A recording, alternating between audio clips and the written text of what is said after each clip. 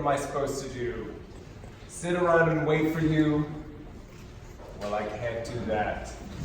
There's no turning back.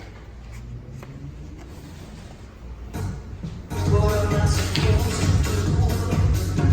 Sit around and wait for you? Well, I can't do that.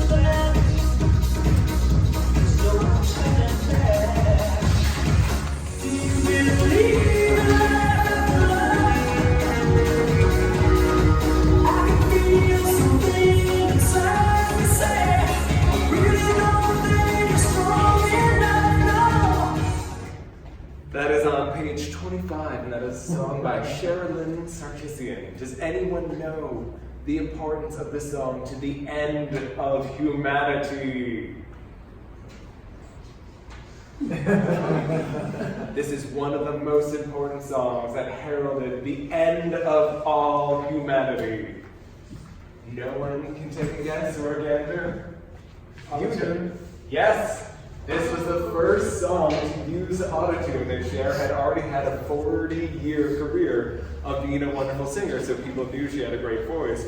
So she used the trick of autotune, and you heard it, the robotic lilt that was there to kind of be like, it's 1999, we're in the future, it's almost 2000.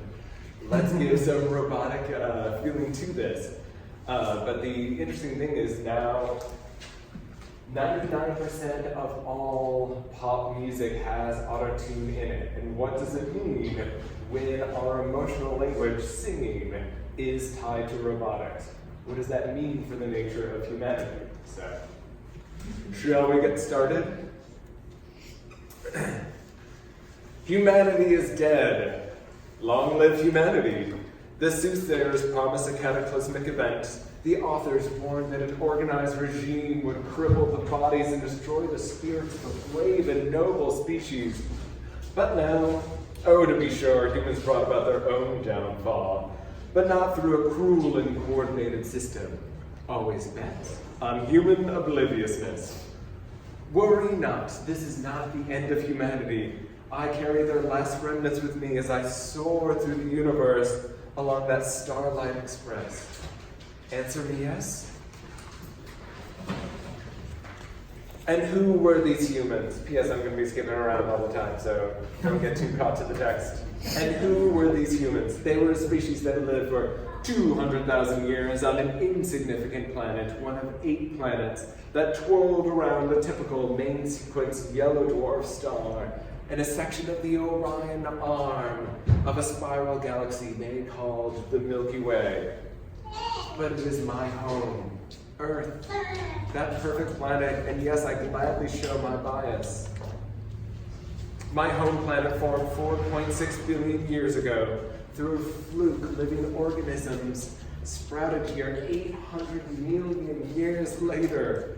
Over the next 3.7 billion years, random evolution transpired before one species awoke with sentience, the ability to understand itself, its surroundings, and began to be conscious of the universe that created them. But they would never understand enough to save themselves. Oh, you're wondering who I am? Secret, secret. I got a secret. Go on with you,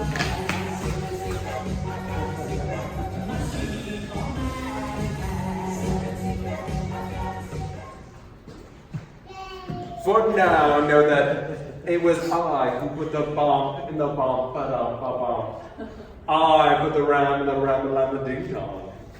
My mission I wore through space-time to promising galaxies, eager to bring the glories and the follies of humanity to a life form not even known to exist. Somewhere out there, beyond the pale moonlight, we'll find one another. That big somewhere.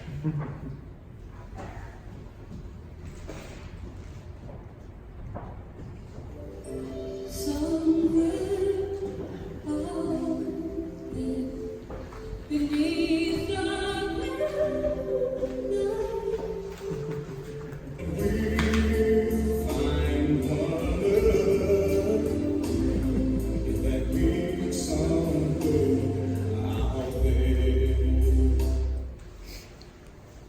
With years to kill in the vast ocean between the pebbles we call planets, I had time to think, time to process, and time to construct the history that led to the downfall of this careless species.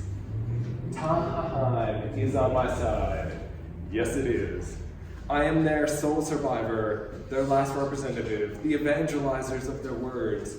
So it seems fitting that I write this species' epic eulogy. As I fly, I sing dirges in the dark. My, Miss American Pie. And, oh wait.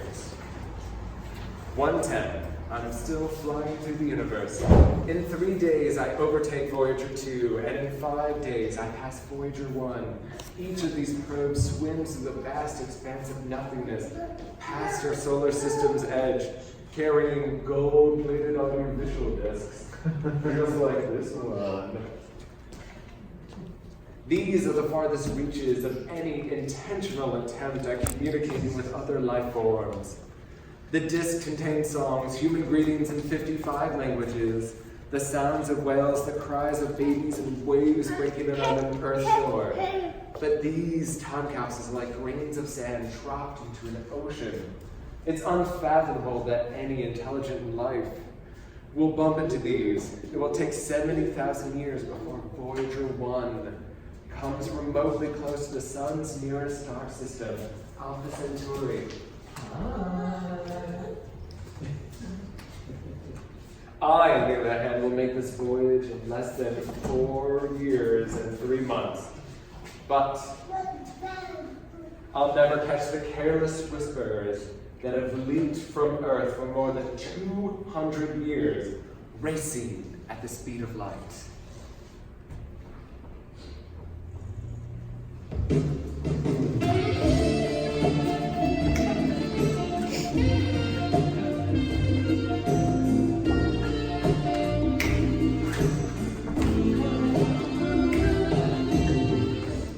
As the music dies, something in your eyes calls to mind the silver screen and all that sadly binds.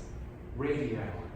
A human called Marconi harnessed the lowest end of the electromagnetic spectrum, which humans call radio waves, for long-distance communication. He briefly dreamed of this technological advancement could unite humanity because it made a cheap and easy way to create dialogue. His vision was hijacked by pop songs and talk radio shows, which sowed only divisions into a species. In a few decades, these radio waves were made strong enough to be pumped around the planet. But Earth isn't surrounded by some sort of thick glass orb, so these waves seeped through the stratosphere to the universe.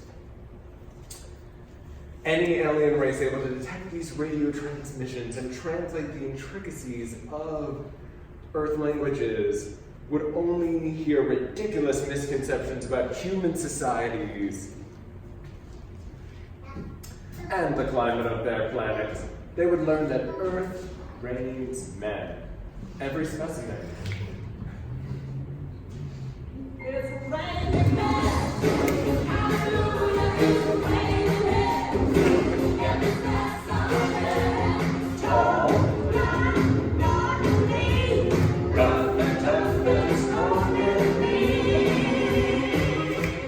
God bless Mother Nature. She's a single woman too. The diffusion of these messages through the universe only brings confusion. This alien race would learn about an odd place called MacArthur's Park, which melts in the dark with all its sweet green icing flowing down.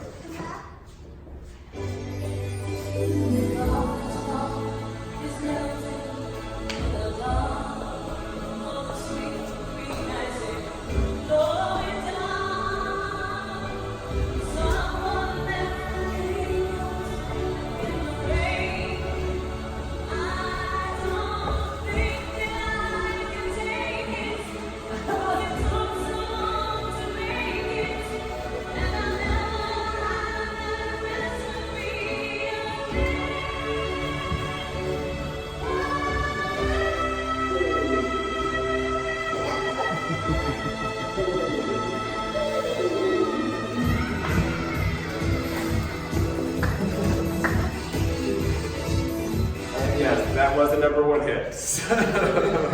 Never forget. They'd imagine that humans spend much of their time contemplating the most profound mysteries of who let the dogs out. Who. And what does the fox say? Wappy, wappy, wappy, wow.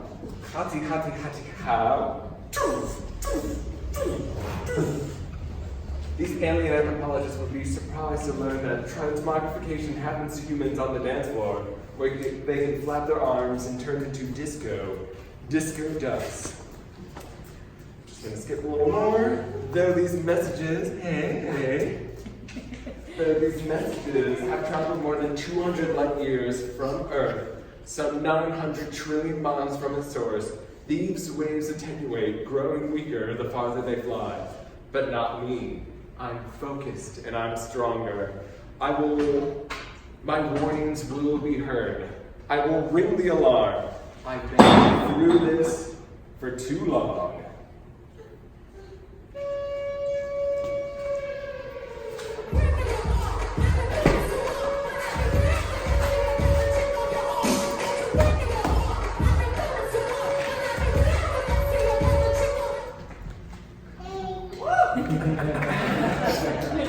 I can still hear the last humans, their faces chalked and oozing pus, urging me. Don't become some background noise. On you we depend.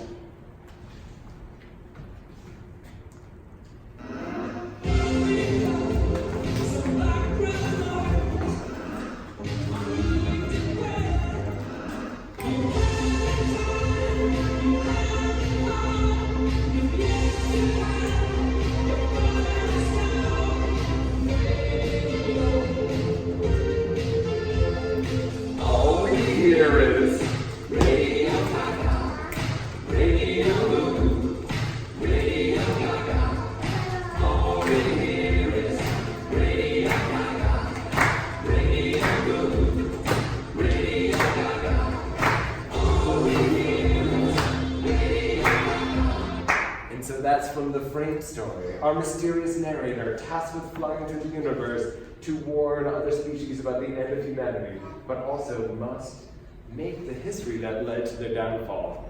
So let's open up this sacred text of Radio Gaga and read an excerpt of that.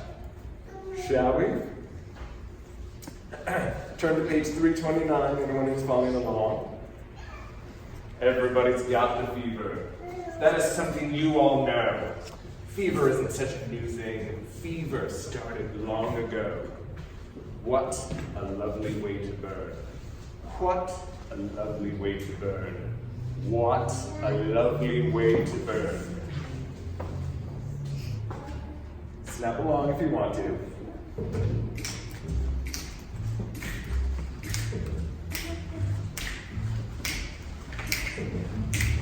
Everybody's got the feeling that it's something you want.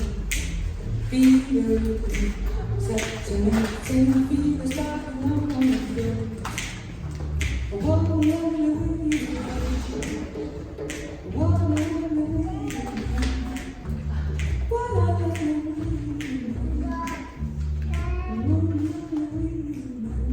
That was Norma Peggy Lee Ekstrom. And he ran so far away. He ran all night and day. He couldn't get away. The monster had killed everyone in his village, slashed their faces, ripped open their skin. Blood and pus poured through the streets as the monster moved from home to home. Pop. He was the sole survivor. He had to run. He had to get away from the monster. Are the gods crazy? Have the stars gone blind? Are they cursed? What had they done to deserve this carnage? No time to think. He had to flee. He ran for 4 days along the mountainside, up peaks and through valleys. Fear ignited his feet into explosive leaps. He bounded over icy streams and jumped from ledges. He didn't know where he was going, just away. And then he saw it, growing beneath his gold ring, the sole thing of value he brought with him. No! He howled. How? The monster found him. He heard no footsteps behind him or cracked branches beside him. But the demon had stalked him all these days. He held his hand to the firelight and saw it. There the monster stewed, and it crawled inside of him, denting his skin from within. In a day, the monster's telltale mark crept up his right arm. His whole body shivered as he felt the monster erupting through him. He's hot, but then he's cold. He burned like an inferno. Sweat poured from his brow as he scanned the snowy landscape. The monster coursed through his veins, and then a chill rattled his bone. Fire and ice. As day melted into night, he grew delirious. He built a fire, nestled underneath the cliff, sweating, shivering, shaking. He hugged close to the fire. The flame flickered into figures that danced in front of him. Family and friends gasping their last breaths.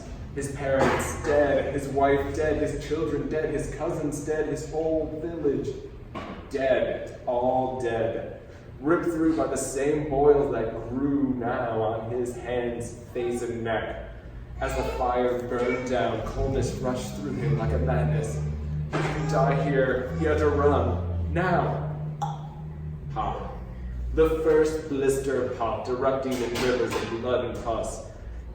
He stabbed and ripped at his skin, trying to cut out the demon before it took root. So hot, as if the monster races a fire through his soul. He tore off his clothes, and his fingers scoured his skin in 47 bubbles. Oh no. Pop, pop, pop. 3 more burst. He felt like a vessel for the monster to be used and eaten from within, ripped through, and when done, cast aside. Mad with fear, he ran to a cliff, screaming and wailing as he picked at the pox. Get out, get out, get out! Blistered, scorched, and exhausted, he dove into the snow, trying to cool his body, to freeze out the demon. His temperature seemed to stabilize, and for a moment he felt hope. He rolled deeper into the snow. This cold concavity slurped his naked skin. He yelped with joy, and then the earth shook. He rolled over, searching the darkness as a rumble roared toward him. Growing louder, cracking trees, ripping up earth. The sound deafened as it approached in a 31-ton wave of snow that pinned him to the ground. As he clawed under the avalanche, his heart rate slowed and his temperature dropped. Hypothermia set in. For 3 days, he stewed, chewing the snow. A blister grew on the back of his hand, swelling as the monster's pus poured in. Even as he approached death, his still living skin cells passed over this bulging pox, hardening as a sheath over this bubble of humanity's destruction, waiting to pop. There was no cosmic justice, no karma, no God wishing them vengeance on these humans. What befell this hunter was just a breakaway piece of unliving DNA that was programmed to divide and multiply. It can only do this inside a living host. It has no feelings and wishes, no ill will on its host. It just found a cozy home to hatch billions of its brood. Viruses proved too perfect an example of how human hubris and human obliviousness could combine to create mass extermination. And let's flip on over to page 333 at the bottom. And now, back to humanity's edge. Maverick Mandible huffs as he heaves himself up onto the cliff ledge. The melting snow caused by climate change unearthed new peaks along the world's tallest mountain range, the Himalayas, allowing bougies a superb way to husk off the fragility that choked their masculinity, to discover and climb a never-before-touched peak. How manly, how virile. Maverick grabs his air tube and takes 3 huffs of oxygen mixed with amphetamines. Sure, anyone with $326 million to spare could slaughter a mildly sedated lion with a rocket launched from a distance of 100 yards. And for $473 million, anyone could scuba harpoon Earth's largest land animal, a blue whale, and cut off its 10-foot-long penis and mount it above his mantle. But his university chums Aaron and Balake had already done this.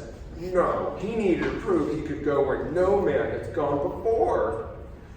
Behind him, his team of 6 Sherpas hauls 463 pounds of his glamping gear on their backs, groaning their way through this 3rd trek along this path that month. This was a real men's sport for real men. Using drones and robo-Sherpas would have been cheating. #toes gauche. Maverick would summon with only authentic human help. After every visit, the Sherpas made sure to clear any sign of any paid previous conqueror. This meant removing each mountaineer's flag bearing the family's crest flying over that new peak, along with every empty bag of cheesy poofs left behind. When they reached the summit, the Sherpas knew they discovered this peak at least a dozen times before. They carefully placed their cash cow at a different angle along the same peak. Since more snow melted daily, this created the illusion of a new mountaintop with new views, perfect for social media bragging.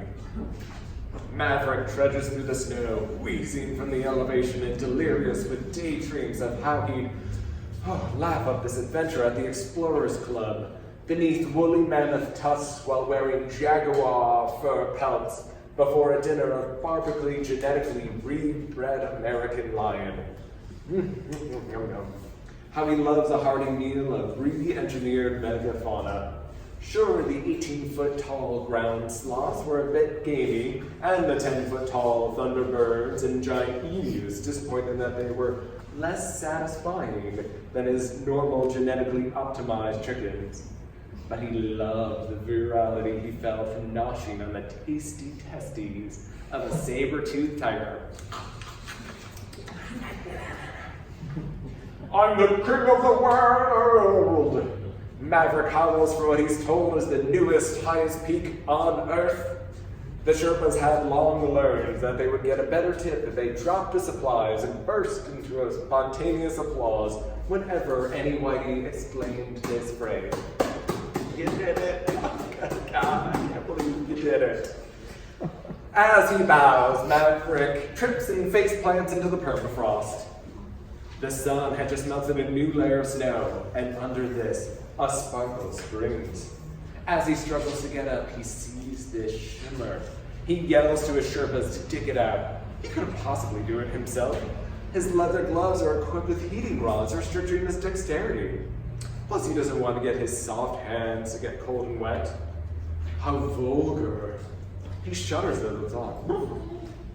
They unearth a human hand clenched as a claw. As they dig, a whole body appears, perfectly preserved. A gold ring reflects the sun's photons and hues of yellow. Maverick dives to the ancient artifact, probably centuries years old, one of a kind, and mine, oh mine. How sad he had been when he realized that all the graves had long since been robbed. The pyramids pilfered, the sarcophagi snookered, the temples trounced, the castles kleptoed, and the churches churned through until nary a chalice or stained glass window still stood. Everything that sparkled was dubbed priceless, tied to an alluring history, and sold to the highest bidder. Even the vestigial pity-bougie issues of European royals auctioned off their ancestors' tombs to be cracked open so their jewels and crowns and scepters could be ripped from their cold, dead hands. But this ring is different. He felt like a raider of some lost ark, the stories, the fame, all his. He demands the Sherpas cut off the hand and place it into a hermetically sealed bag. They can use the bag that kept yesterday's underpants dry, starched, and ready to be worn before he put them on. Nothing like the feeling of hot long johns hugging his scrotum, warming each testicle until they descended that extra half inch. The mandible ring could be a new sensation. He could tour the world as part of a promotion for Museums R Us and, of course, Trump trifles. Why be the first when you can be the last? Dizzy with these daydreams, he took a paltry 14,382 photos and only 738 3D videos of the summit, so he could quickly descend and have the ring checked. He races to the base and finds a hospital in Picard Hall. He waddles from office to office, screaming, "Do you know who I am?" Waving a wad of cash. Finally, a pathologist, who was a tad pathological, grabs the bag and promises to analyze its contents with a heavy-handed bougie. When the results arrive, she demands Maverick pay her double before she divulges. The hand is 2,842 years old. From a 28-year-old charity man, as she begins to describe how odd it is that a human body should be found so far from any known archaeological sites, Maverick snaps the finger and slides off the ring. Doc, I don't need a history lesson. He rams the hand back into the bag and puffs out the door. Wait! On the hand! There's a pustule about to slam. He's out the door, down the hall, and into the parking lot. Maverick climbs into his Hummer limo. Before it takes off, he rolls down the window and tosses the hermetically sealed bag with the hand inside and that pustule into a dumpster next to the hospital. He thinks of nothing of damning all of humanity as he grabs a champagne bottle and pops it open to celebrate his bravery. This is the way humanity ends, not with a bang, but with a pop.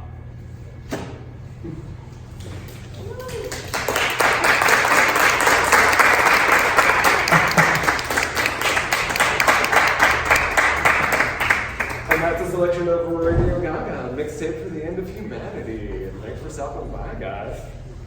Questions from anyone, or? You there, sir? Who is living on the radio waves? Who is living on the radio waves? You have to read the book and find out. I mean, the most wonderful thing is to imagine that one of the elementary particles of our universe formed shortly after the Big Bang. Photons, and specifically the electromagnetic spectrum, which is the lowest end of the spectrum, has been tied with music, that we are able to communicate and have this travel, and it travels at the speed of light. And if music can be tied into these photons, what else can be put in there? Read the book and find out! Promotion, no spoilers.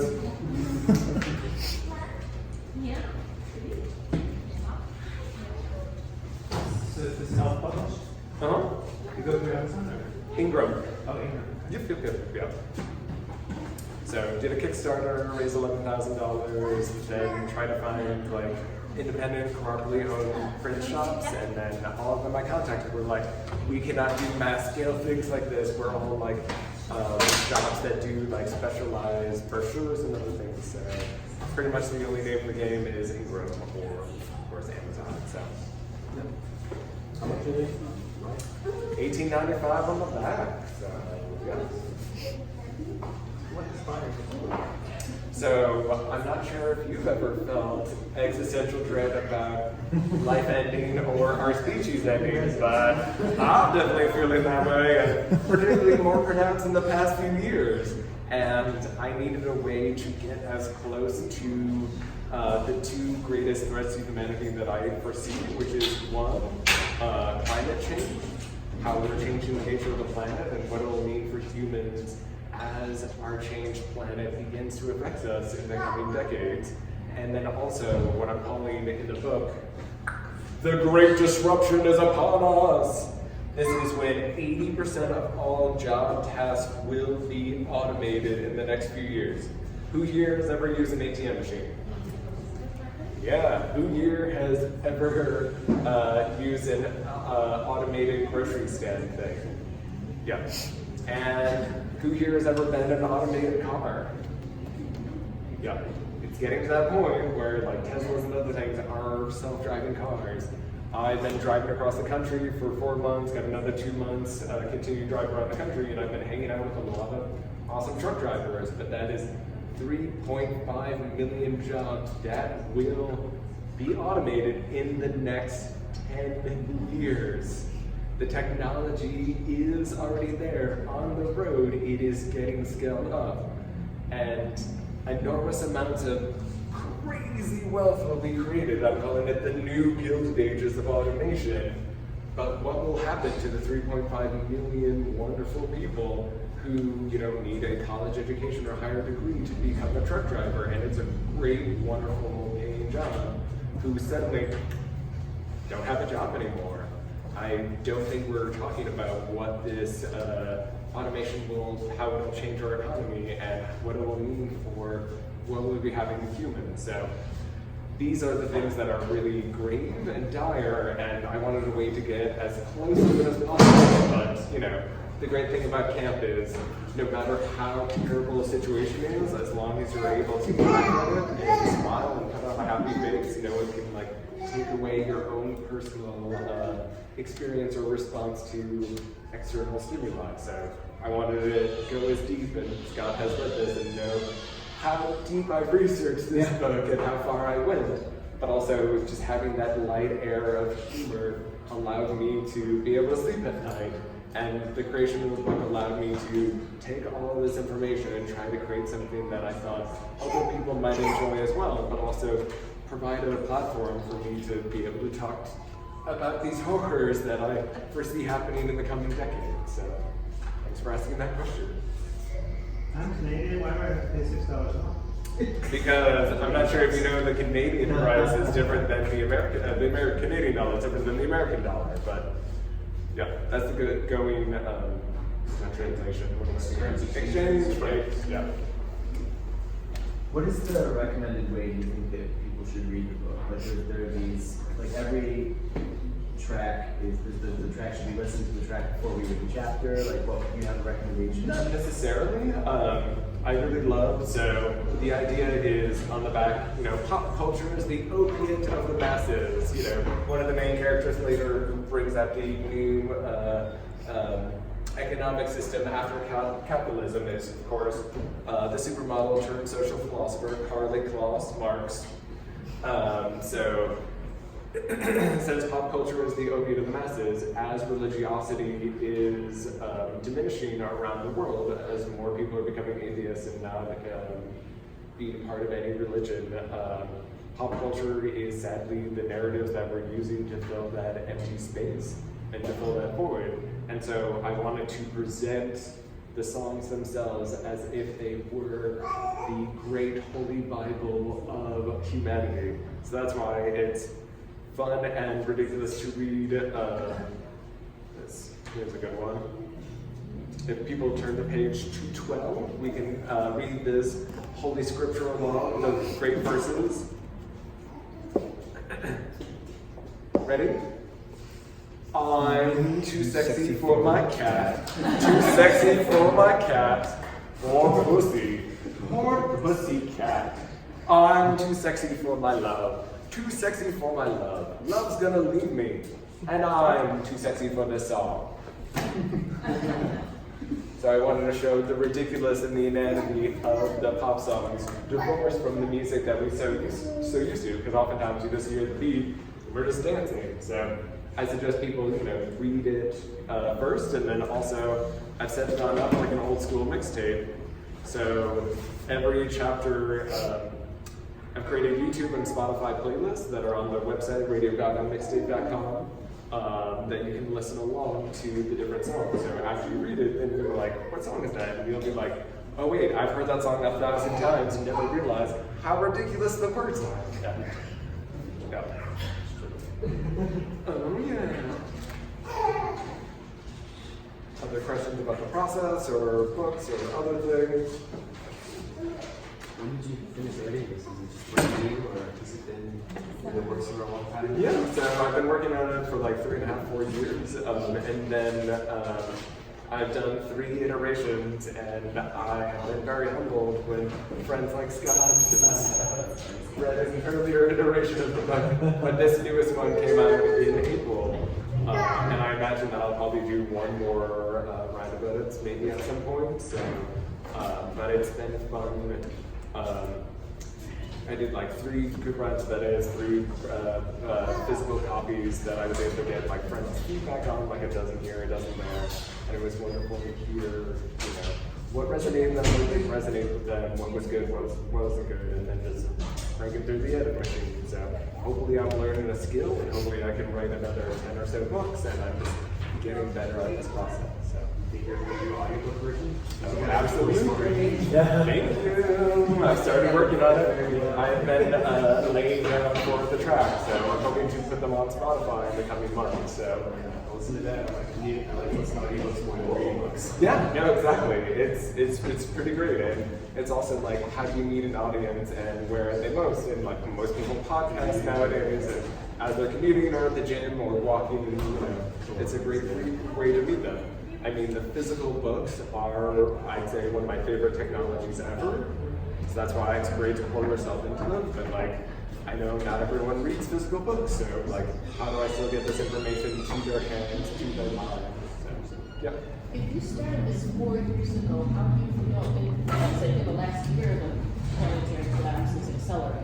Yeah.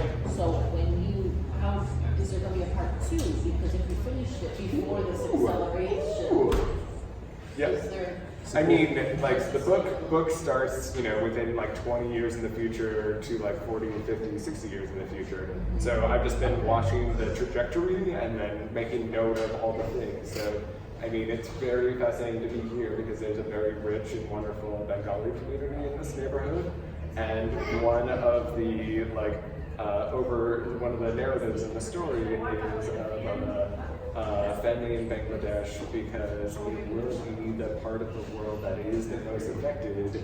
I believe something like 2/3 of Bangladesh will be underwater in the next 50 years, and that is hundreds of millions of people who we've used for many years to build our clothes and our in our factories and warehouses, that pretty sure that the super wealthy who are quickly barricade themselves in their crystalline domes, their climate-controlled domes, and forget about those people. The crystalline domes in the books are called the United Federation of City-States, or UFOCs.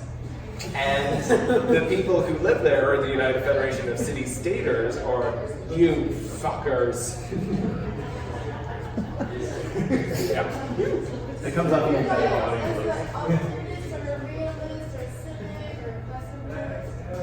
Yeah, I mean, I'm always going to be an optimist. That is who I am. That is the only way that I can navigate this world peacefully and sleep well at night. Like, I feel like, you need to create that resiliency to, see the pain and strife. Hello there! See that pain and strife also? Recognize that there's an adorable new generation coming up, and that we have to be good for them, and then keep a good head on up, and try to recognize what the horrors are in the future, and then see if we can make the world better for, the next generations. So, yeah. Even though it is, about the end of humanity, it's a good sci-fi satire. Take a baby. That worked out really well. Thanks for being a problem. Nailed it.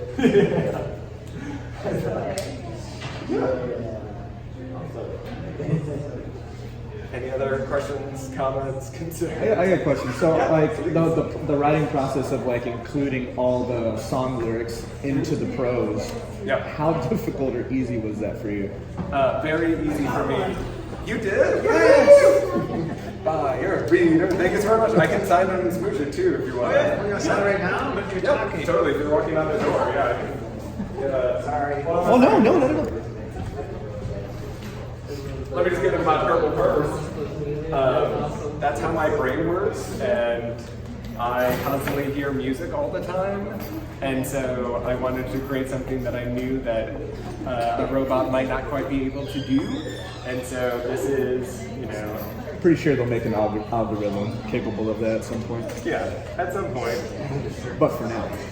Yeah, even the Sherpas got automated. But like, writing a book was a meditation process of what does it mean to be human, what does it mean to create narratives, because we're all trapped in different narrative structures around us. But how to play with those narratives. Things that I don't foresee being automated anytime soon, but probably can be like crappy cinema and crappy TV shows can be automated pretty soon. So hold on 1 second. Anyone who buys a book gets its mooch.